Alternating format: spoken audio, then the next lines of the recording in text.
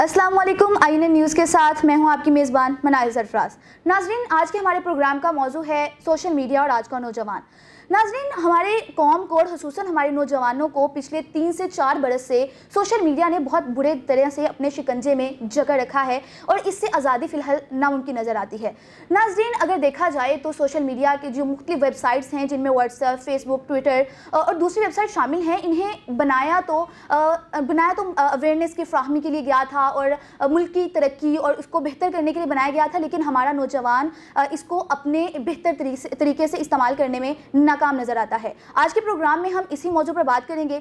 इस मौजू पर बात करने के लिए हमारे साथ मौजूद हैं सीनियर तज़कियाकार जनाब चौधरी असद अब्बास साहब। अस्सलाम वालेकुम सर। वालेकुम अस्सलाम। सर, सबसे पहले तो मेरा आपसे सवाल ये है कि आप क्या समझते हैं कि हम लोग क्या वजह है इसकी कि हम लोग सोशल मीडिया का हमारे नौजवान बेहतर इस्तेमाल करने से कासिर हैं?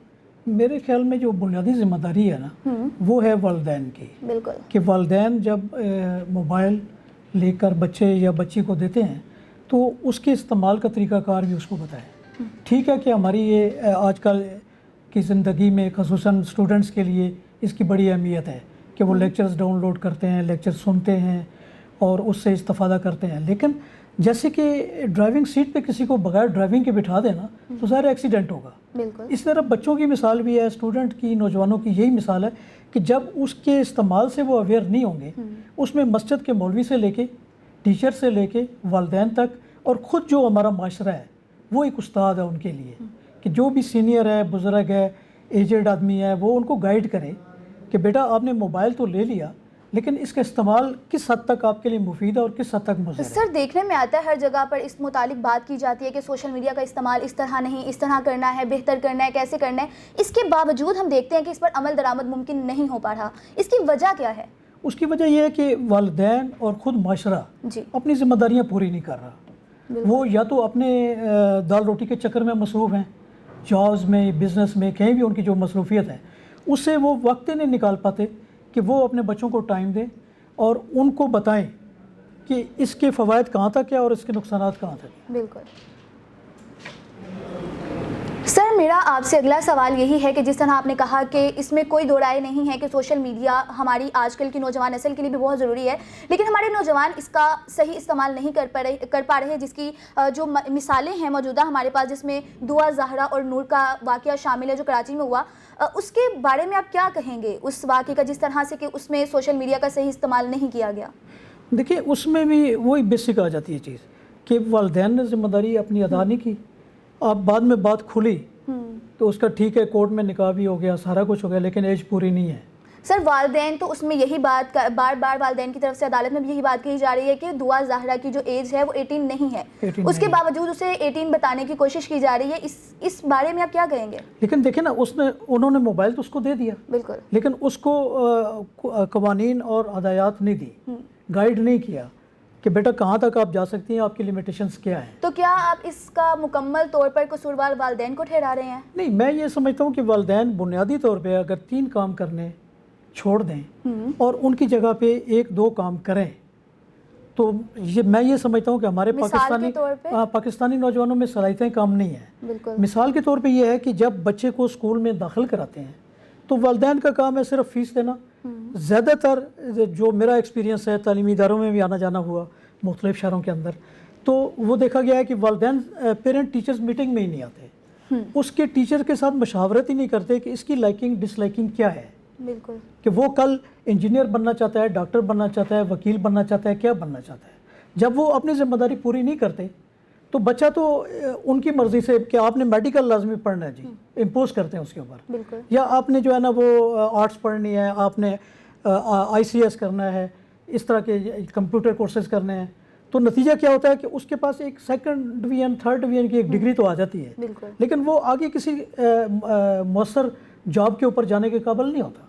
तो दूसरा मरला जब उसका जॉब का आता है उसमें भी वही इम्पोज होता है कि बजाय इसकी उसके साथ डिस्कशन करें, उसकी राय लें, उसके ज़हन को पढ़ें कि वो कहाँ जाना चाहता है। अगर वो दाल चावल की रेडी लगा लेगा तो मेरे ख्याल में वो कामयाब हो जाएगा, चूँकि उसका शौक़ है। लेकिन अगर उसके शौक़ के ख़िलाफ़ आप करेंगे कि जी रेलवे में आपकी जॉब हो जाएगी, हमने बात कर दी है, या महकमा खुराक में हो जाएगी, या DC ऑफिस में हो जाएगी, कहीं पे भी, तो वो जॉब तो कर लेगा لیکن بد دلی سے کرے گا. پہلے اس کا کیریئر ایجوکیشن کے اندر اسپائل ہوا, دوسری طرف یہ ہوا, تیسری اسٹیج ہوتی ہے اس کی شادی کی. شادی کے اندر بھی وہ یہی کرتے ہیں کہ جی ہمارے گھر کی بیٹی ہے, بھانجی ہے, بھتیجی ہے, ہم اس کے ساتھ شادی کر رہے ہیں. منگنی ہو جاتی ہے, نکاح ہو جاتا ہے, سارا کچھ ہو جاتا ہے. نتیجہ کیا ہوتا ہے کہ ان کی لائکنگ ڈس لائکنگ کو نہیں سمجھتا ہے. تو سر والدین اولاد کے لیے یہ فیصلے اسی طرح ہی اسی لیے کرتے ہیں ان کی بہتری کے لیے. فار ایگزامپل دعا زہرا کے والدین نے اس نے جو خود فیصلہ کیا وہ غلط ہے. اگر اس کے والدین اس کے لیے وہی فیصلہ کرتے تو وہ کافی حد تک بہتر کرتے نا. تو اس طرح ہم مکمل طور پر والدین کو ذمہ دار ٹھہرا سکتے ہیں؟ نہیں, مکمل تو نہیں. دیکھیے میں کہ یہ کہہ رہا ہوں کہ پوری سوسائٹی بھی اس میں ذمہ دار ہے نا. مختلف سٹیجز سے لڑکا یا لڑکی گزرتے ہیں تو ان کا جو ماحول ہے وہ سب سے بڑا استاد ہے. اس کو چاہیے کہ وہ اپنی ذمہ داری پلے کرے. آج کا ٹیچر جو ہے وہ اپنی ذمہ داریوں سے دستبردار ہو چکا ہے. وہ صرف لیکچر یا اسائنمنٹ کی حد تک ہے. اس کو اخلاقیات کی تعلیم یا اچھے برے کی تمیز وہ نہیں سکھا رہا. تو کیسے وہ سیکھیں گے؟ وہ تو ظاہر ہے ان کے ہاتھ میں آپ نے دے دیا ہے. میں نے آپ کو مثال دی نا ڈرائیونگ کی. جب مجھے ڈرائیونگ آتی ہی نہیں, میں ڈرائیونگ سیٹ پہ بیٹھوں گا, نتیجہ کیا ہوگا؟ ایک گاڑی کے اندر 10 یا 12 14 آدمی بیٹھے ہیں تو ایکسیڈنٹ ہی ہو جائے گا نا. خود میں تو اسپائل ہو جاؤں گا لیکن 12-14 زندگیوں کو اسپائل کروں گا, گاڑی کو تباہ کروں گا. تو اس سے بہتر ہے کہ آپ اس کا جو موبائل کا استعمال ہے اور خصوصاً سوشل میڈیا کا استعمال ہے اس کا پراپرلی ان کو گائیڈ کریں. والدین بھی, ٹیچر بھی اور خود معاشرہ بھی, جہاں ان کا اٹھنا بیٹھنا ہے. کولیگز ہیں, اپنے دوست ہیں, کوئی کرکٹ ٹیم کے, فٹ بال ٹیم کے ان کے دوست ہیں, یونیورسٹی فیلوز ہیں, وہ ان کو بتائیں. آپ کو پتہ ہے کہ نہ صرف یہ ہو رہا ہے کہ یہ جو ہے نا نکاح یا اس حد تک لوگ آئس کی طرف جا رہے ہیں, لوگ مختلف نشوں کی طرف جا رہے ہیں صرف اسی وجہ سے, سوشل میڈیا کی وجہ سے.